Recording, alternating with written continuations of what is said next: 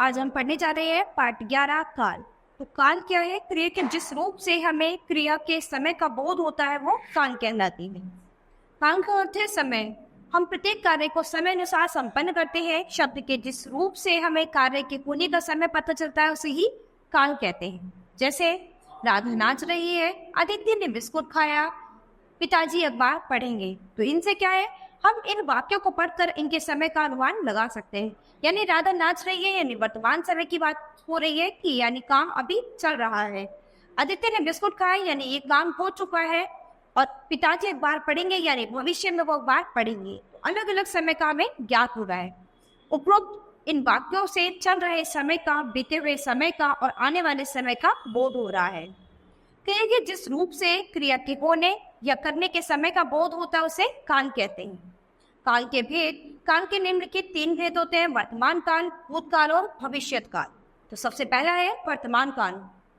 क्रिया के जिस रूप से कार्य के चल रहे समय में होने का बोध हो उसे वर्तमान काल कहते हैं। जैसे वो नाच रहा है, माली पौधे में पानी दे रहा है। तो क्या है, इससे क्रिया में वर्तमान समय का पता चलता है। इन क्रियाओं से हमें वर्तमान समय में होने वाले काम का बोध होता है।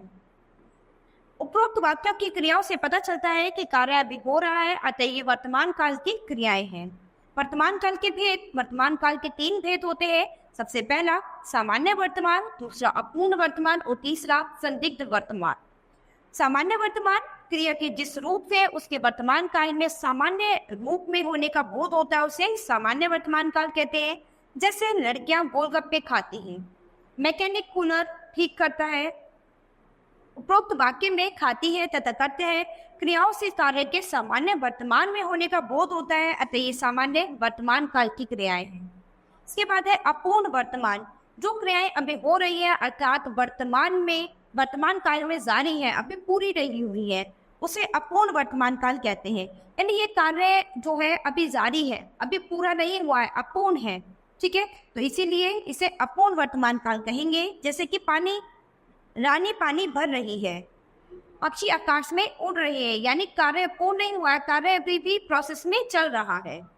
उपरोक्त वाक्यों में भर रही है तथा उड़ रहे हैं क्रियाओं से काम के जारी रहने का बोध हो रहा है। ये अपूर्ण वर्तमान काल की क्रियाएं है। इसके बाद है आपका संदिग्ध वर्तमान। वर्तमान काल की जिस क्रिया के होने में संदेह का बोध होता है उसे संदिग्ध वर्तमान काल कहते हैं। जैसे बच्चा जाग गया होगा या फिर ड्राइवर बस चलाता होगा। ठीक है, तो इसमें क्या है, हमें संदेह रहता है कि काम अभी हो गया होगा। तो हमें संदेह रहता है कि बच्चा या तो जाग गया होगा यानी ड्राइवर चला गया होगा। तो हमें संदेह रहता है कि ये काम अभी हुआ होगा या फिर नहीं। तो ये संदेह वर्तमान काल कहलाता है।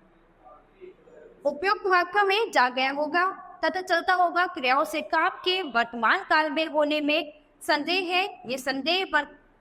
ये संदिग्ध वर्तमान काल की क्रियाएं। इसके बाद दूसरा है आपका भूतकाल। क्रिया के जिस रूप से बीते हुए समय का बोध हो उसे भूतकाल कहते हैं। जैसे कि करण ने गाना गाया, हिमानी विद्यालय गई थी। तो क्या है, ये भूतकाल की वाक्य है, क्योंकि इससे पता चलता है कि काम जो है बीते हुए समय में हो चुका है। उपयुक्त वाक्यों में गाया तथा गई थी क्रिया रूप से कार्य के बीते समय के होने का बोध होता है, अतः ये क्रियाएं भूतकाल की है। भूतकाल के भेद, भूतकाल के 6 भेद होते हैं। सबसे पहला सामान्य भूतकाल, आसन भूतकाल, अपूर्ण भूतकाल, पूर्णभूत भूतकाल, संदिग्ध भूतकाल और हेतुमत भूतकाल। ठीक है, तो सबसे पहला है आपका सामान्य भूतकाल। क्रिया के जिस रूप से साधारणतः उसके भूतकाल में सामान्य रूप से होने का बोध हो उसे सामान्य भूतकाल कहते हैं। जैसे कि अनुज ने पत्र लिखा, बच्चे पिकनिक पर गए। तो उपयुक्त वाक्यों में लिखा तथा गए सामान्य भूतकाल की क्रियाएं हैं। इसके बाद है आसन्न भूतकाल। क्रिया के जिस रूप से यह बोध हो कि क्रिया अभी अभी समाप्त हुई है उसे आसन्न भूतकाल कहते हैं। जैसे कि माँ ने चाय बना दी है, मेहमान आए हैं। यानी ये काम जो है वो अभी अभी हुआ है। इस वाक्य को पढ़ के आपको पता चलता है इन वाक्यों को कि जो काम अभी अभी समाप्त हुआ है वो आपका क्या है, आसन्न भूतकाल।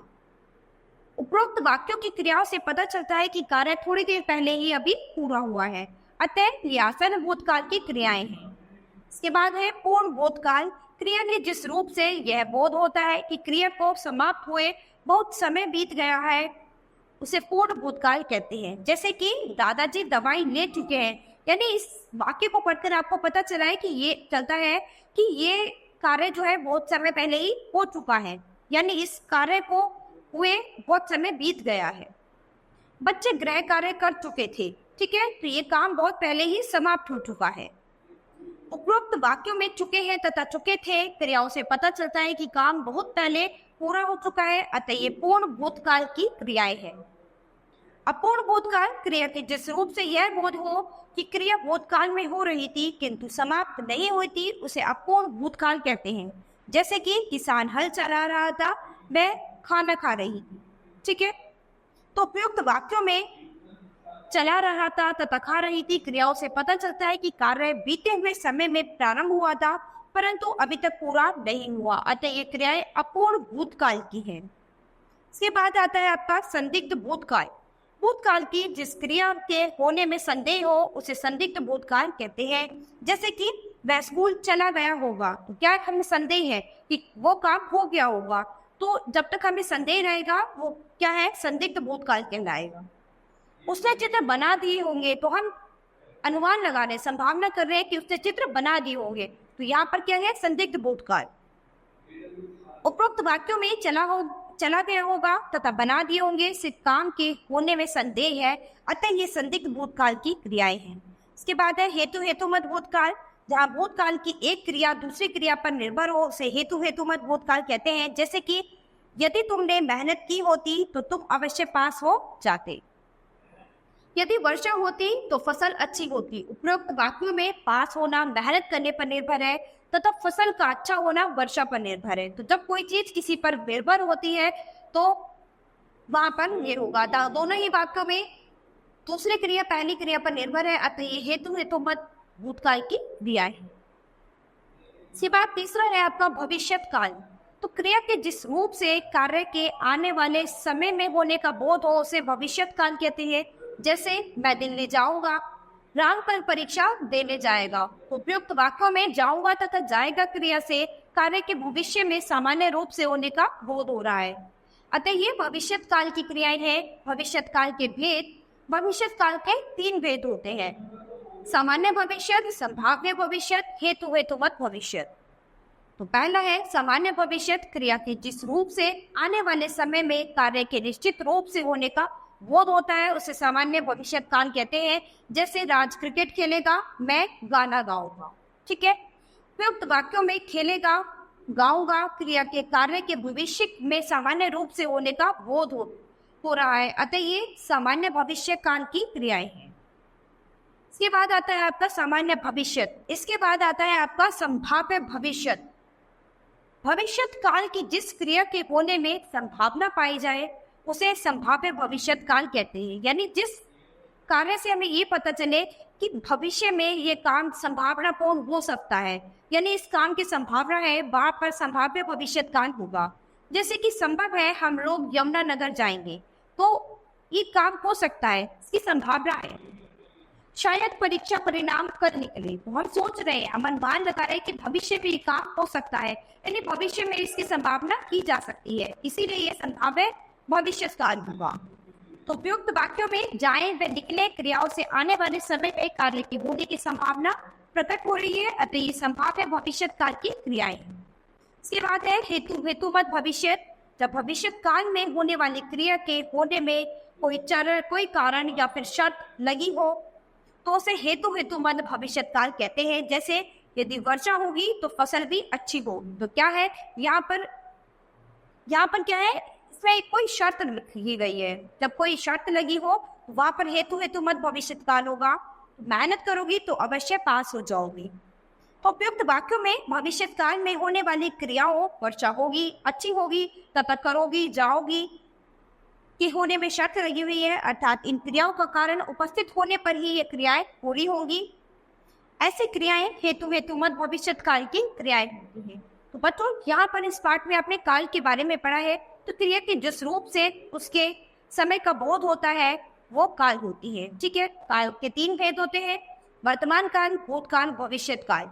तो वर्तमान काल को वर्तमान समय की बात बता रहे हैं, वर्तमान में जो चल रहा है उसके बारे में बताते हैं, और वर्तमान काल के भी कुछ भेद है जो हमने इस पाठ में पढ़े हैं। इसके बाद भूतकाल, जो बीते समय के बारे में बताते हैं वो भूतकाल होते हैं। तो भूतकाल के भी यहाँ पर कुछ भेद थे जो हमने यहाँ पर पढ़े हैं। उसके बाद तीसरा है आपका भविष्य काल, जो भविष्य के बारे में बताए, यानी भविष्य में होने वाले चीजों के बारे में बताते हैं, वो आपके भविष्य काल कहलाते हैं। तो भविष्य काल के भी यहाँ पर 3 भेद थे, इनके बारे में हमने अच्छे से पढ़ा है। तो बच्चों, आप अभ्यास में इन्हें अच्छे से पढ़ेंगे और कुछ वाक्य जो वर्तमान, भूतकाल और भविष्य काल पर आधारित होंगे, कुछ वाक्य आप इनमें बनाएंगे, जिससे आपको तीनों काल के बारे में अच्छे से समझ में आ जाएगा। तो बच्चों, आज ये पाठ हमारा यही खत्म होता है। अब हम अपनी नई क्लास में मिलेंगे अपने नए पाठ के साथ। धन्यवाद।